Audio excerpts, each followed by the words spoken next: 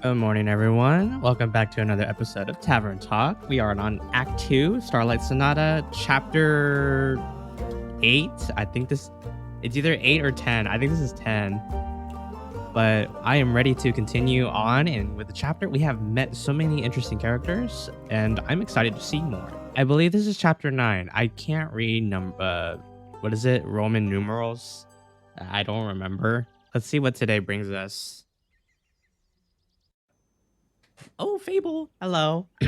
I just woke up for this episode, so excuse me if I sound very tired. Good morning, innkeeper. Could you please make me a drink? I need something to wake me up and help me feel agile again. That's funny. What a coincidence. Of course, Fable. Just a moment. I could use some of innkeeper's drinks right now. Swift stab. I'm assuming that's what she's wanting. Swift step or swift strike. I mean, I don't know when they want the other drinks, but I'm pretty sure it'll be very suitable in context and in a little bit of defense. One swift strike coming right up. I could use a swift strike. Thank you. I feel much better already. A long night? Very. Turns out there was a lot of farmers who needed help. Regret offering it? Not at all. I really enjoy being able to help people. Before, I just used to wish I could help, but I never felt competent enough to try. It's fun to try. A bit exhausting at times, but I think I much prefer this over waiting around. I still could use a bit more practice, though.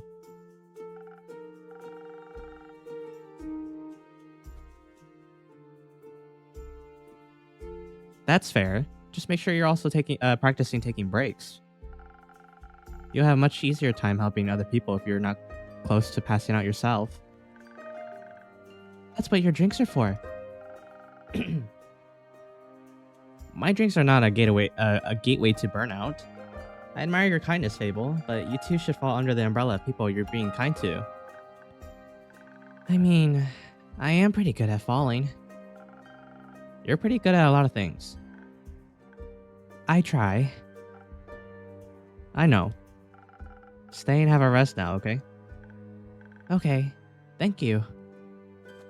Oh, hello.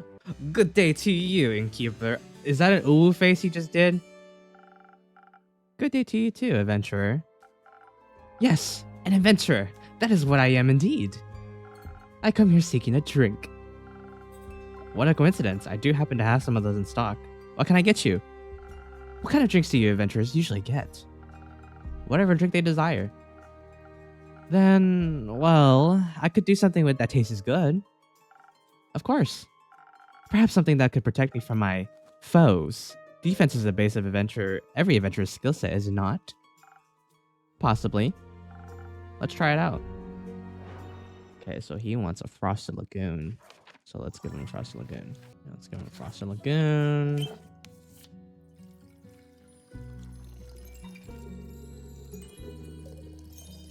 Okay, got a pet Ondu. Good morning, Ondu. Okay, Frosted Lagoon coming right up. Frosted Lagoon has been pretty popular. Liquid protection against your foes, now for half the price. Thank you so very kindly. Do you like it? Well, yes, of course. Then you should say so. I apologize. I forget to do the things where you say your words out loud. I get that. Now that you acquired a drink, care to introduce yourself? How incredibly rude of me to forget. I am Gustav Archibald Richmond, the third, son of Lord Gustav Albert Richmond, the second of Lady Dorothea Bridget the 27th. That is a long name. An up and coming hero from Winmore. Who you might be? The up and upcoming innkeeper of Zenith. Happy to have you here. And I'm Fable of the Ashen Grove. You're Fable? Yes? Is that a bad thing? The fable that saved Tragrin from werewolves. The fairies say, "Wow, what an incredible pleasure it is to meet you. I've heard so many things about you." "Oh, good things, I hope." "Of course. They said you single-handedly persuaded the werewolf to give up his wicked ways and reunited a family." "That's one way to put it for sure." "They do have a way with words." "Incredible. A true hero indeed. They spoke of you helping with the aftershocks of the starfall as well." "I mean, that's a given. I need to help out when I can." "You truly had the heart of the folk hero. How admirable." "What about you, Lord Gustav Archibald Richmond III? I hope I don't have to say that all the time. What are you the hero of?" "Well, I'm currently leaving my backstory era. I'm in the first act. So to speak, I'm on my journey of becoming a full-blown adventurer. I've had a bit of a late start, but I shall catch up with haste. Also, Archie's just fine. You don't have to say the whole thing every time." "Well, Archie, if it's your haste you're looking for, I can help with that. Someone gifted me some golden feathers a few days ago. Prepared as an infusion for the right drink, they can hasten you up in no time." "Really? That's spectacular. I always thought those things were myths or legends you only read about in books." "Do you read a lot?" Sometimes. Not that much." "You should. You sound like someone who enjoys adventures and books are just so full of them." They are. I'm just too cool for books." "Books are cool." "You think so?" "Yes, I do. I mean, look at Innkeeper's Journal. It's super cool." "The coolest." "Oh, well, actually, maybe I do read quite a bit. I'm sorry for being so weird about it." "Don't worry, we're all a little weird sometimes. What kind of books do you like?" "Anything full of adventures and heroes and adventuring heroes. They're just like me. Obviously, my parents would much prefer if I read about other things, such as books and etiquette or the newspaper. I'm sure they would love it if I wrote a dissertation on the intricacies of Diria negotiations, or even become a diplomat myself. But I think I would fare much better as a savior of this world, don't you think?" "The Diria negotiations, I am unfamiliar." "It's all terribly boring, really. They're all renegotiating trade routes due to the collapse of the canal bridge that was hit by a horde of Spinosaurus. It's not going all that well, because they can't agree on who should pay for the repairs, the mainland or Duriria itself. Just thinking about it puts me to sleep. Then perhaps we should get back to more exciting topics. How do you plan to start off your hero's journey?" "By doing something heroic, of course." "What's something heroic I could do?" "You could start by helping the local farmers. They're still rebuilding their homes and relocating their cattle as we speak." "Great idea. How much gold should I give them?" "Gold? I mean, I'm sure they wouldn't mind gold, but I was thinking about lending them a hand. Physically, with your literal hands." "Ah, okay. So I would go to the farmers and ask what they need help with." Of course. That sounds... I shall figure it out. Thank you for the inspiration, Fable. It has been an honor meeting you. I hope we shall cross paths again. Till my next quest, Innkeeper. Till then. Okay, fun character. That was... adorable? Weird. Not because of him, I just... You heard about me? Being a hero? That doesn't sound right. But you are a hero. Not really. I didn't even do that much yet. Not enough to inspire, not to be inspiring to anyone anyways.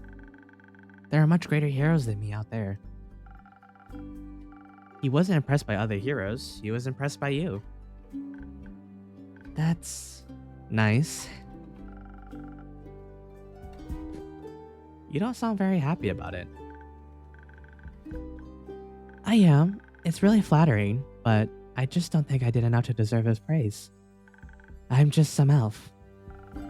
It's not for you to decide who's impressed by you and who isn't. I'm personally going to keep bragging about knowing Fable, the great hero of the Ashen Grove and saver of Tragrin. Alright, I get it. Thank you, Incube. I'll try to do better to accept compliments. Good. That's right, Fable. Own your title. Oh! What is it? Malachite? Oh, quest taken. Oh boy, I just woke up for this. Hello, Innkeeper. Hello, Fable. Hello, Melli. And hello, Malachite. It's good to see you both again. Likewise, right, Mal? Can I offer you two a drink? Actually, can you offer us a quest? Are you talking about the one you just picked up by any chance? Your incredible deduction skills strike again. I'm only trying to match wits here. So you're interested in saving those poor familiars? I am. Missing familiars, silent wizards, clues leading to a seamlessly dead end. This sounds like a case for world's greatest detective. And her sneaky assistant. They do sound like a great team. They're not a team. But they are going on a quest together. They are not. Then why are you here? She didn't want to come here all alone. She said she can't reach the quest board. Damn, short people problems. I can relate. And I needed a drink anyways. So, you're sending Melli on a quest? Alone? As is customary, that's how the Shadowbanes have always handled it. I mean, Melli isn't part of the Shadowbanes.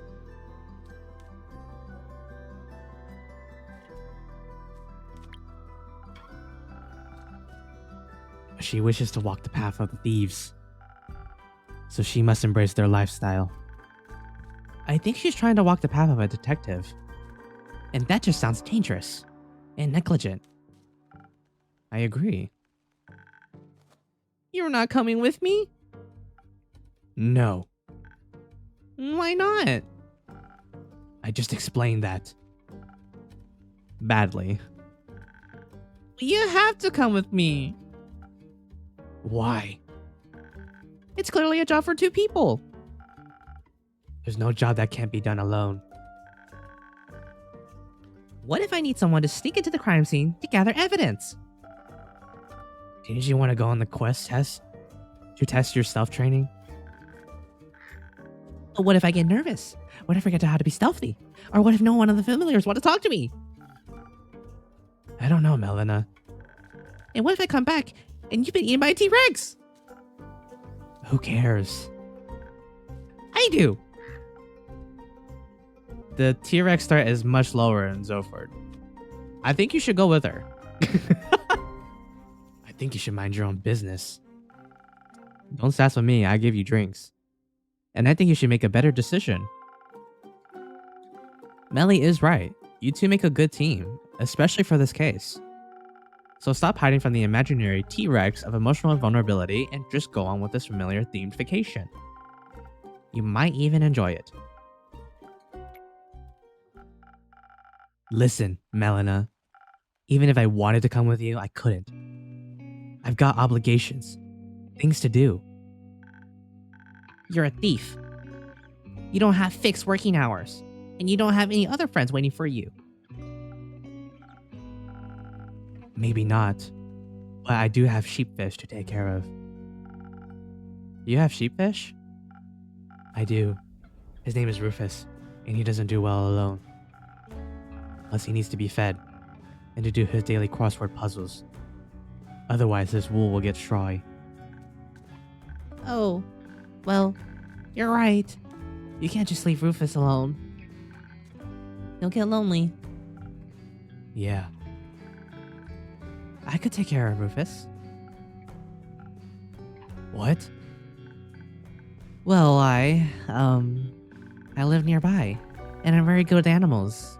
and pretty decent at crossword puzzles. That sounds like an excellent idea. What if Rufus doesn't like you? He will. Certainly after one of Fable's famous lullabies. You sing? Sometimes. Maybe you could sing a song about how Mal and Rufus got eaten by a T-Rex while the familiars booed me out of town. I think I'd prefer a song about you and Malachite saving those familiars instead. Right, Mal? Fine, but just this once. See it as a final exam for your training. Yay! That sounds super fun! Wonderful. So, do you two need any help on your quest? Don't know. What do you think, Detective? Well, it's great that you would ask, mighty assistant. Please don't call me that. Okay, Mighty Mal then. No. How about John? Sure. So, John, thanks for asking. I have studied the quest to given us thorough closely, and I had to come to the conclusion that there is only one option. This is a classic case of the finding the right clues sprinkled through the witnesses' testimonies, and piecing them together correctly. The townsfolk, the wizards, the familiars, they all have different and conflicting information, and we all need to collect and untangle it all to see the whole picture. To achieve that, we need to be charismatic enough to get the truth out of them. And for those who still refuse to talk to us out of guilt or fear, and for those who need to still refuse to talk to us out of guilt or fear, we need to activate our stealth powers, find those hidden clues ourselves. Also, we should also be quick so they can't destroy any evidence. I can offer you some of your golden feathers. They do come with sweet aftertaste of haste. That way you should be able to make it to Zolford much quicker. Great idea. I think you underestimate the severity of our situation. What would you suggest instead, John? I agree with the stealth part. We could use a hint of dexterity to make sure we remain unseen for as long as possible. But I believe our focus should be on overpowering whoever is responsible for this. If they're making familiars disappear, they wouldn't be interested in discussion. Not a fair one, at least. We should fight first, ask questions later. I guess you got bored of the stealthy approach. Different problems require different solutions. If you're itching for a fight, may I recommend fresh Phoenix chilies? Some fire resistance could be a big advantage against wizards or familiars. Whether a fireball or fire breath, you wouldn't want to walk in unprepared. Doesn't Ondu have fire breath? Technically yes, but he's usually too lazy to use it. It helps a bunch with roasting marshmallows though. I'd love to try Ondu's marshmallows. I'll see if I can get some up with you when you return. Thank you. I think s'mores could also help convince the familiars to help us.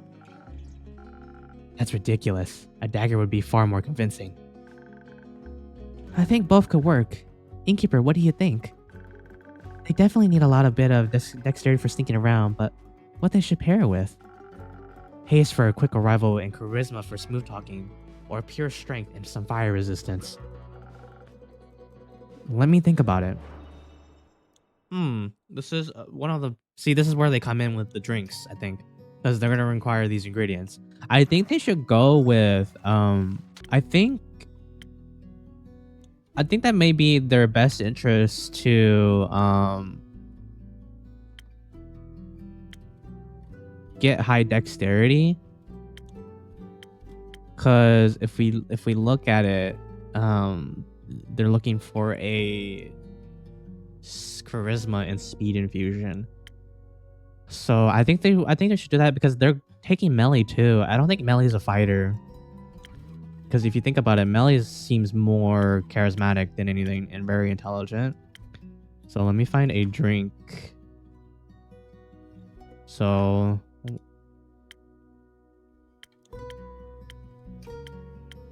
would 1,000 wins? I think it's 1,000 wins. 1,000 wins seems kind of something. So the golden feather would increase that by 1. Let's hope that this is what they need because I don't know if it is, but it's still providing them some defense. It's still giving them the speed they need. 1,000 wins coming right up. Maybe this might be it. Maybe this is the one they need. I think this case needs a delicate hand. The best detective work is achieved through clever conversation. Ha! You're spot on. Guess this is how I die. Don't be so pessimistic. My drinks have your back. Do you think you're prepared to solve this case, detective? Yes. With your help, we complete this quest with haste. Then again, I may be wrong, but then it's like, I think this is the best option because, yes, he's a fighter, but he has Melli with him. So I don't think she's a fighter. We'll be back soon. Best of snooping.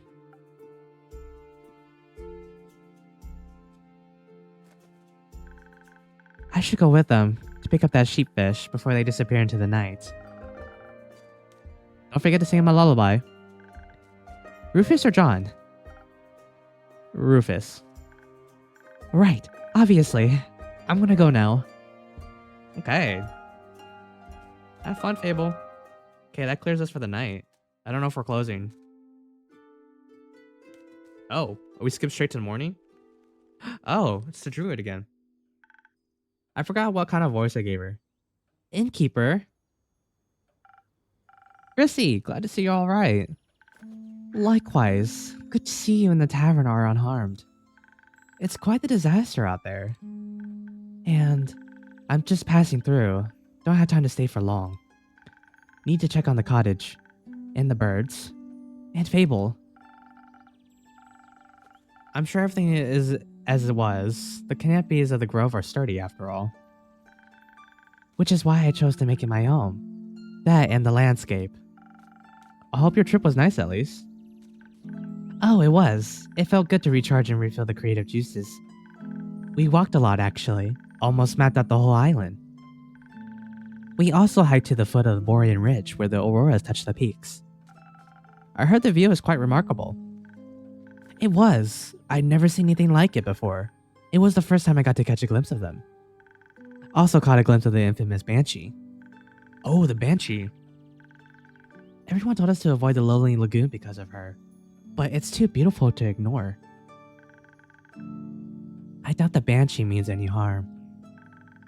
Everyone here's for a friend after all, even scary creatures. It gets lonely as a monster sometimes. Everyone's scared of you. People shouldn't be. No one can choose who they're born as. We should accept them as they are. I have a few patrons who already appreciate hearing that. And I'd be happy to meet them. Speaking of which, I've got you something. Oh? Yeah, remember the gnomes? I actually met some. Really? They had a booth at the convention. We're selling all types of stuff. I remember our conversation and got you this. I thought you might appreciate it. Oh, she gave me whatever that is in the back behind her. I do, thank you. It will certainly always have a special place in my heart knowing it came from you. Aw, you're such a sweet talker, but you can't trick me into giving you my name. What I want with names? Nothing good, that's for sure. But for realsies, I have to leave now. I've been gone for too long. See you around, Innkeep. See you around, Chrissy. Take care of yourself. Always. Okay, sweet and simple.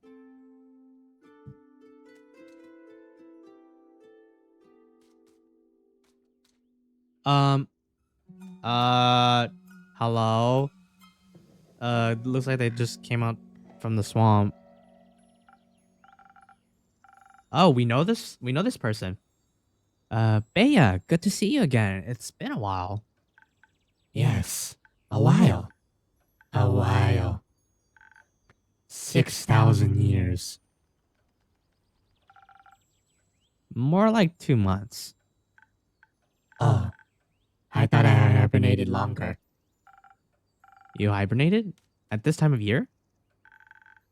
It was for the Bloom Tide Festival. It happens near my swamp every year during the Dreaming Moon. Druids and bards join together in search of the moon pools for 2 whole weeks.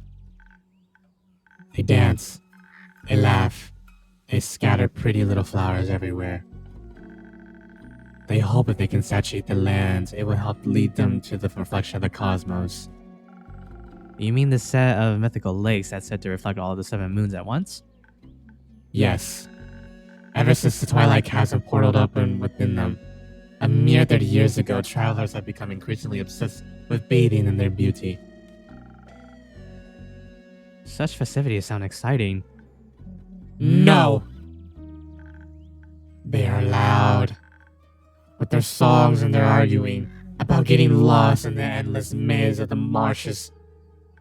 And they walk around with torches of burned ember that they swing too close to my precious vines. Why would you bring fire into a swamp? It is a little rude. Exactly! You know, I tried to join them. One time. Their dainty flowers intrigued me and I snuck up to them, dressed in my prettiest poison ivy adorned with thorns of the undying trees. And you know what they did? What? They chased me away with their fiery brooms, chanting "Demon, be gone!" from the top of their tiny lungs. So now I hibernate every dreamy moon. That way I don't have to listen to their jolly tunes. Maybe you should give them another chance.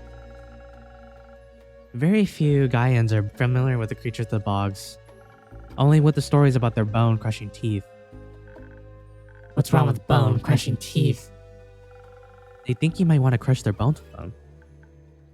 Ah, that would be so rude. They don't think that way. But I think if they got to know you, they'd like you a lot. After all, you make the best flower crowns in Gaia. Maybe even all of Westeria. Astaria. Those sound perfect for a festival. You might be right.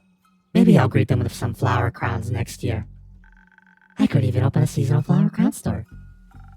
I'd definitely buy one. For right now, I'm awake and thirsty. Do you have swamp water on the menu today? I'm all out, sorry. Too bad. Something else then.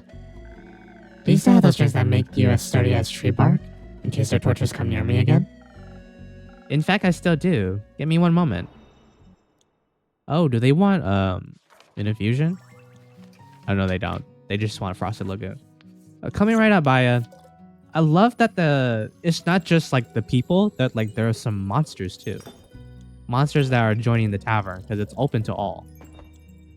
And some attack. All right, Andu. Frosted Lagoon coming right up. This is so cool. Liquid tree bark, just for you. Oh, delicious. I feel I could devour any torch now. Thank you, innkeeper. Aw. What woke you up from your slumber anyhow? The night sky fell into my dirt hut. It burned my favorite weeping willow to bits. I am replanting it into many small sniffling willows. They are feasting upon the ashes of the stars that try to extinguish them. It's a powerful nutrient. Sounds tasty. After the trees and winds and pill bugs calm down, I had planned to go back to sleep. All that calamity made me awfully tired. But when I tried to sleep, all I could focus on was this feeling spreading in my chest. Heartburn? Loneliness. I thought I should get out of here and advertise in my new spa. Because only crickets were visiting, and they aren't very good at marketing. You know, maybe if people visit me instead of me visiting them, they won't chase me off. So I went to where I knew people could use my services, the werewolf camp in the Ashen Grove. I didn't want to intrude on their personal space, of course. So I just hung the coupons upon pieces of the thin red string in nearby canopies, together with some jolly little bells so that the wind could announce their presence. Like little spells that draw you towards the nearest mud mass. I hope they'll visit me sometime. I didn't know you opened a spa. It's new. I wanted to share my flowers and mud and pools with everybody so we can all look beautiful together. That sounds wonderful, Baya. Wow, that sounds pretty cool. I agree. Can I leave some of my coupons here? Yes, of course. Always, Baya. Thank you. Please, please hand them out to all your customers. I will happily share this fantastic offer with. Oh, I love Baya. You could just also come here often and hand them out yourself. Oh, but there's no one else here. Except the Jackdaw. Do you want a coupon, little creature? I'll leave one in your nest. No one's here because it's almost closing time, Baya. You had to come by. You had to come by earlier, during the day, or earlier in the evening, or during events.